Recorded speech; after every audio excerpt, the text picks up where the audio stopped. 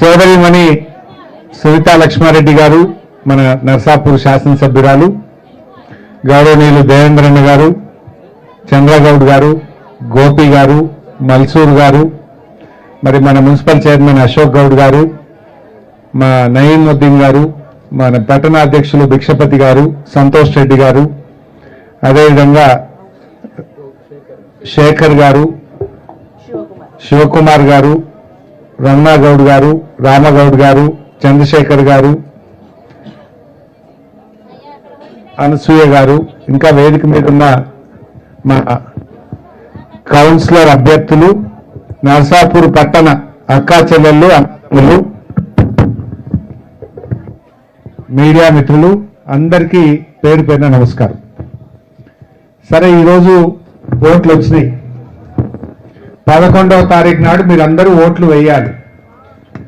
Vote దేనికోసం వేస్తాం? మనకు మంచి పని చేసేటోళ్ళకే వేస్తాం, నమ్మకం ఉంటే వేస్తాం. మరి కాంగ్రెస్ పార్టీ పోయినసారి ఏం చెప్పింది ఎలక్షన్లలో? మేము అధికారంలోకి వస్తే 100 రోజుల్లో 6 గ్యారెంటీలు అమలు చేస్తామన్నారు. బాండ్ పేపర్ మీద రాసి సంతకాలు పెట్టించారు. బాండ్ పేపర్ ఇంటింటికి పంచిందా లేదా? బాండ్ పేపర్లు ఇచ్చిండ్రు, ప్రామిసరీ నోట్లు రాసి ఇచ్చిండ్రు, ఒట్లు పెట్టుకున్నారు, మరి మాట ఇచ్చిండ్రు. కాంగ్రెస్ అధికారంలోకి వచ్చి ఇప్పుడు 100 రోజులు కాదు, 700 రోజులు దాటింది. 700 రోజులు దాటినా 6 గ్యారెంటీలు వచ్చినాయా? మొదటి గ్యారెంటీ, మా అక్కా చెల్లెళ్ళందరికీ నెలకు 2500 మహాలక్ష్మి ఇస్తామన్నారు. వచ్చిందా ఎవరికన్నా? ఒక ఆయన కాంగ్రెస్ పార్టీ నాయకుడు ఉన్నాడు, వర్కింగ్ ప్రెసిడెంట్ జట్టి కుసుమ్ కుమార్. నిన్న చెప్తుండే ఆయన, మేము మహిళలకు 2500 ఇచ్చేసినాము అంటుండు. ఎవరికన్నా పడ్డాయా నర్సాపూర్లో? నెల 2500 వేస్తున్నా అంటుండు జట్టి కుసుమ్ కుమార్. పడ్డాయా? మరి వేసినా అని ఎట్లంటాడు కాంగ్రెస్ ఆయన? ఎవరైనా మీ దగ్గర ఓట్లు వేస్తేందుకు వచ్చి అడిగితే, బిడ్డ మీ జట్టి కుసుమ్ వేసినా అన్నాడు, మరి ఏడబడ్డాయి రా అని గట్టి గల్ల పట్టుకొని అడుగురు. ఇప్పుడు 26 నెలలు అయింది కాంగ్రెస్ వచ్చి. 26 నెలలు, నెలకు 2500 అంటే ఎంత బాకీ పడ్డట్టు? 65,000 రూపాయలు ఒక్కొక్క చెల్లెకు అక్కకు కాంగ్రెస్ పార్టీ బాకీ పడ్డది. ఇప్పుడు కాంగ్రెస్ వాళ్ళు వస్తారు, రేవంత్ రెడ్డి మస్తు సంపాదించిండు పైసలు, ఇక కట్టలు కట్టలు పంపుతున్నాడు నర్సాపూర్కు. పంచూరి పైసలు వంచూరి, ఇక ఓట్లు వేయించుకోరు అంటున్నారట. మనం ఆ కాంగ్రెస్ వాళ్ళు ఇచ్చే పైసలకు ఓట్లు వేద్దామా? మా అంటే 5,000 ఇస్తాడో 2,000 ఇస్తాడో.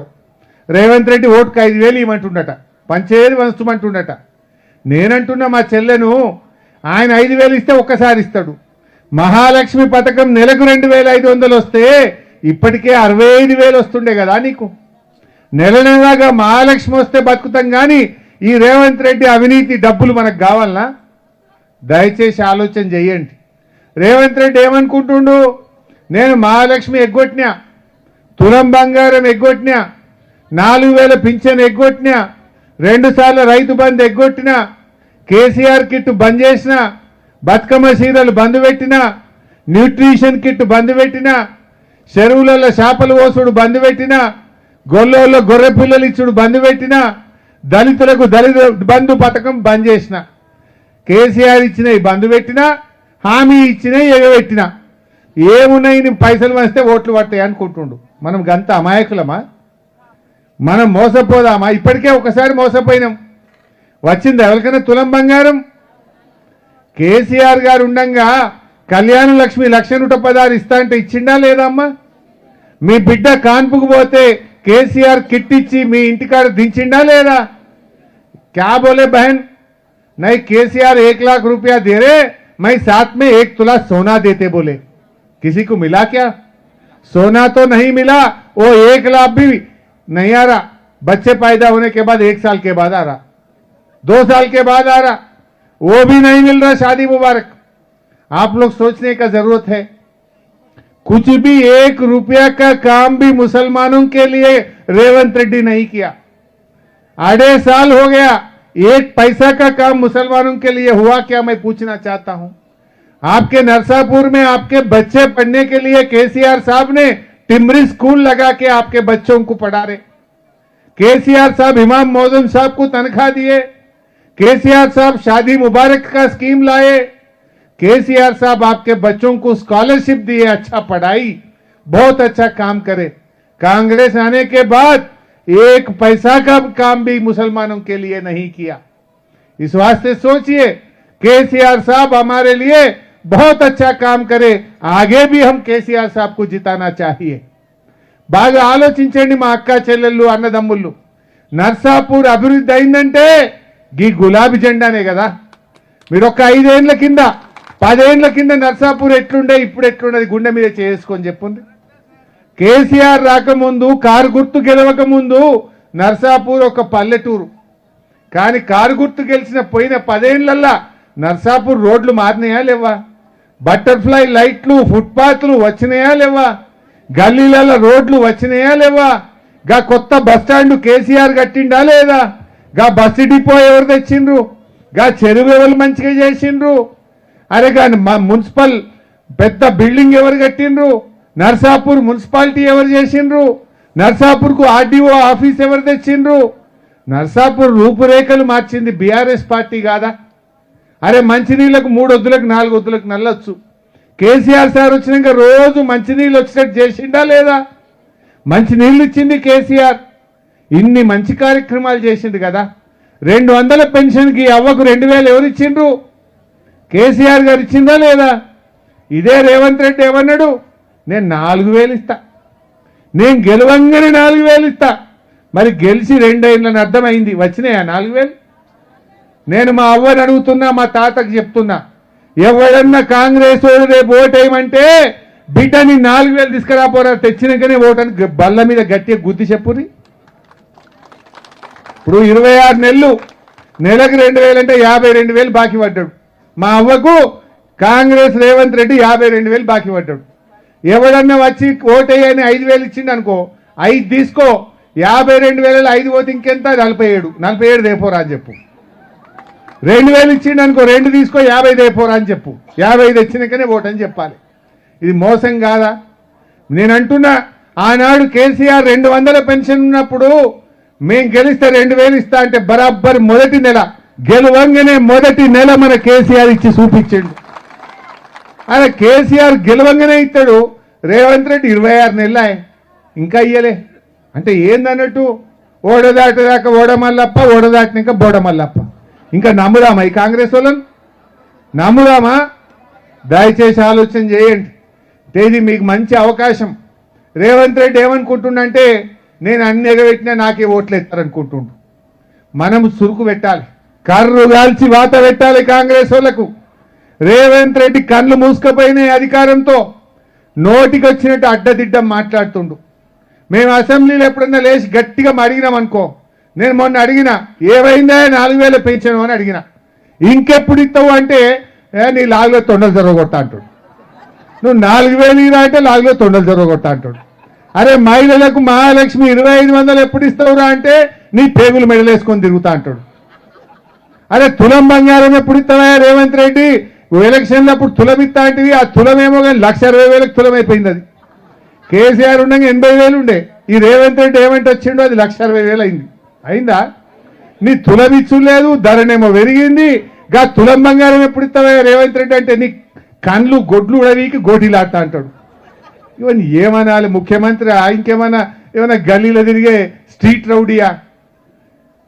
నేను ఏమడిగినా, అరే నువ్వు మాట ఇచ్చినావు, ఓట్లు వేసుకున్నావు, గద్దెనెక్కినావు, ఎప్పుడు ఇస్తావురా అంటే నీ పేగులు ఉడవిక్తా అంటాడు। ఇది ముఖ్యమంత్రి మాట్లాడే భాషనా? మీరు టీవీలలో చూస్తలేరా? ముఖ్యమంత్రి అంటాడు గెలిచినోడు ప్రజలకు మంచిగా పని చేయాలి। నేను అడుగుతున్న నర్సాపూర్లో ఈ 2.5 ఏళ్ళ కాంగ్రెస్ వచ్చి ఒక్క పైసా పని నర్సాపూర్లో రూపాయి పని ఎక్కడైనా చూపిస్తారా? అరే వాటర్ ట్యాంకులు కేసీఆర్ కట్టినాయే, రోడ్లు కేసీఆర్ వేసినాయే, వైకుంఠధామం కేసీఆర్ కట్టిందే, మున్సిపాలిటీ కేసీఆర్ కట్టిందే, బస్సు డిపో కేసీఆర్ తెచ్చిందే, బస్ స్టాండ్ కేసీఆర్ తెచ్చిందే, చిల్డ్రన్స్ పార్క్ కేసీఆర్ చేసిందే, గా డిగ్రీ కాలేజ్ బిల్డింగ్ కట్టింది కేసీఆర్ కట్టిందే, అర్బన్ పార్క్ చేసింది కేసీఆరే, డబుల్ బెడ్రూమ్లు ఆడ కట్టి తయారున్నాయి కేసీఆరే। యాడొక రూపాయి పని ఉన్నదామా 2.5 ఏళ్ళల్లో? ఏమన్నా చేసిండ్రా? గా వెజ్ నాన్ వెజ్ మార్కెట్ కూడా కేసీఆర్ గారి టైంలో సగం కడితే దాన్నే అయిపోయింది। ఇగో ఈ రకంగా ఇంకా కాంగ్రెస్లో కోటేద్దామా? బాగా ఆలోచన చేయండి. ఈ నడిమిట్ల బీజేపీ వాళ్ళు వచ్చారు. అరే వాళ్ళు ఏమున్నా ఇక దేవుని పేరు చెప్పి ఓట్లాడుడే తప్ప పనిచేసుడు ఉందా? ఏమన్నా పేదోళ్ళకి ఏమన్నా పని చేసిందా? దయచేసి మీరు ఆలోచన చేయండి. ఎక్కడ కూడా మొన్న కేంద్రం బడ్జెట్ పెట్టిరు ఢిల్లీలో. మొన్న 1వ తారీఖు నాడు బడ్జెట్ పెడితే తెలంగాణకు గుండు 0. 8 మంది ఎంపీలను గెలిపిస్తే 8 మంది ఎమ్మెల్యేలను గెలిపిస్తే ఆంధ్రాకేమో మూటలు ఇస్తుండ్రు, తెలంగాణకేమో గుండు 0 పెడుతుండ్రు. మరి అందుకేనా బీజేపీ కోట్లు వేయాలి? ఆంధ్రప్రదేశ్కు అమరావతికి ప్యాకేజీలు ఇచ్చిండ్రు, విశాఖపట్నంకు ప్యాకేజీలు ఇచ్చిండ్రు, స్టీల్ ప్లాంట్కు ప్యాకేజీలు ఇచ్చిండ్రు. ఇయ్యింది మంచిదే, వాళ్ళు మా వాళ్ళే. ఎందుకు ఇచ్చిందని అంటలేం. మరి తెలంగాణకు ఎందుకు ఇయ్యరు? మాకెందుకు ఇయ్యరు? మా తెలంగాణకు ఎందుకు మొండి చేయి చూపుతారు? మా సిమెంట్ ఫ్యాక్టరీ ఆదిలాబాద్ను ఎందుకు రీఓపెన్ చేయరు? మా హైదరాబాద్కు నీళ్ళు ఎందుకు ఇయ్యరు? మా మూసీకి నీళ్ళు ఎందుకు ఇయ్యరు? ₹1 ఇస్తలేదు బీజేపీ. అన్ని గుజరాత్కే, అంతా ఉత్తర భారతదేశంకే. మరి మనకు ₹1 అని బీజేపీకి మనం ఎందుకు ఓటు వేయాలి అని అడుగుతున్నా. బీజేపీ ఏమన్నా ఇచ్చిందా? ఏమన్నా బీజేపీ నుంచి మన ప్రజలకు జరిగిన సాయం ఏమన్నా ఉందా అని నేను అడుగుతా ఉన్నా. నర్సాపూర్కి ఏమన్నా వచ్చిందా అని నేను అడుగుతా ఉన్నా. ఏమి చేయని బీజేపీకి ఎందుకు వేయాలి? మనకు మంచి అనుభవజ్ఞురాలు, అందరి తలలో నాలుకలాగా ఉండే మా సోదరిమణి సునీతా లక్ష్మారెడ్డి గారు మీకు ఎమ్మెల్యేగా ఉన్నారు. పిలిస్తే పలుకుతుంది, సౌమ్యంగా అందరితో కలుపుగోలుగా నవ్వుతూ మాట్లాడేటువంటి ఎమ్మెల్యే గారు ఉన్నారు. రేపు మీ గల్లీల కౌన్సిలర్ గెలిచినా ఏడికి పోవాలి? ఎమ్మెల్యే దగ్గరికే పోవాలి కదా. మరి బీజేపీ కౌన్సిలర్ గెలిస్తే వస్తాడా స్వతంత్రంగా? ఇప్పుడు ఈ భిక్షపతి గెలిచింది అనుకో, అక్క అంటాడు, పోతాడు, దండం పెడతాడు, నా గల్లీలో బోర్ అయిపోయమని అడుగుతాడు. ఈ బాలరెడ్డి ఉన్నాడు అనుకో, అక్క నా గల్లీలో 2 పోళ్ళకు బుగ్గలు కావాలంటాడు, బాలరెడ్డి పోతాడు, కూర్చుంటాడు, అక్క దగ్గర పని చేసుకుంటాడు. అశోక్ గౌడ్ ఉన్నాడు అనుకో, అక్క మా గల్లీలో మా ముదిరాజులకు ఫంక్షన్ హాల్ కావాలని అడుగుతాడు. లేకపోతే మా నయీం భాయ్ ఉన్నాడు అనుకో, हमारे दरगाह में कुछ काम है, हमारे मस्जिद में कुछ काम है, हमारा शादी खाना में कुछ काम है, कराओ बोल के अक्का का हाथ पकड़ के आपका काम करा सकते नईम भाई. ये बीजेपी वाले कर सकते? ये कांग्रेस वाले से कुछ काम होता क्या? एमएलए बीआरएस का है, कल आने का हुकूमत भी बीआरएस है. आप लोगों को मालूम हो गया. एमएलए इलेक्शन कभी भी आने दो, बीआरएस जीत जाता, केसीआर साहब सीएम बनता. तब कहां से काम होता?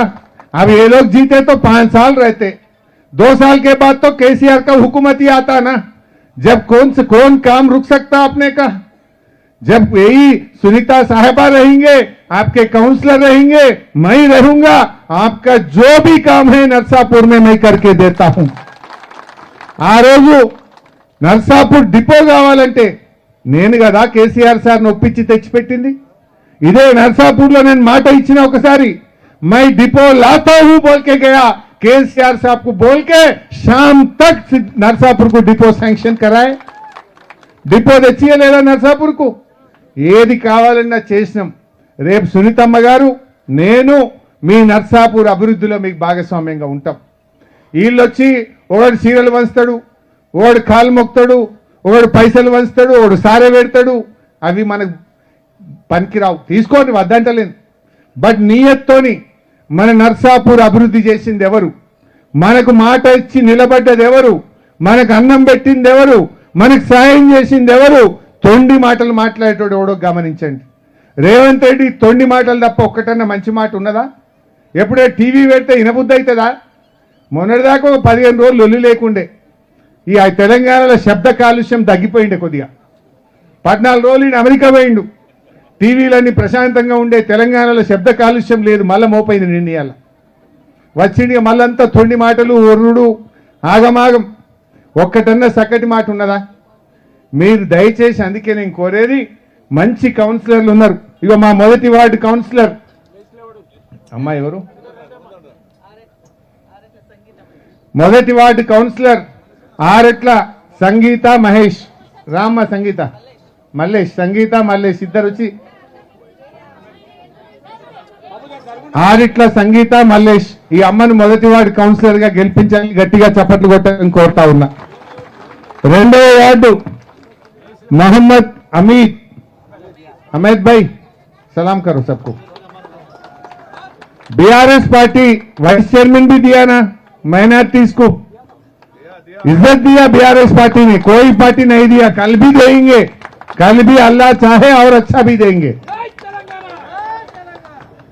पिट्ला कल्याणी 3వ वार्ड दामा అర్జునమ్మ కళ్యాణి ఆనంద్ గారు, దయచేసి కళ్యాణి ఆనంద్ మీరందరూ కారు గుర్తు కొట్టేసి గెలిపించాలని కోరుతా ఉన్నా।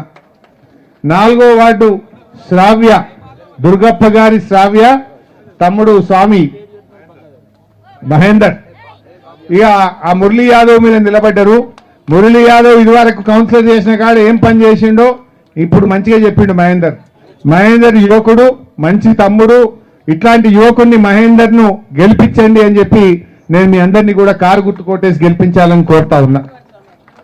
అదేవిధంగా 5వ వార్డు మద్దుల మంజుల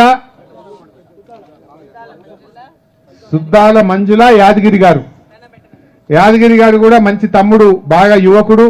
మంజుల యాదగిరి ఇద్దరు కూడా మీకు సేవ చేస్తారు। 5వ వార్డు కౌన్సిలర్ గా గెలిపించాలని కోరుతా ఉన్నా। ये हमारे नईमुद्दीन साहब बहुत मेहनत करता, बहुत अच्छा आदमी है, अपना वाइस चेयरमैन भी था। मोहम्मद नईमुद्दीन भाई को 6th वार्ड से जिताने के लिए मैं आप सबसे सलाम करते हुए पूछना चाहता हूं।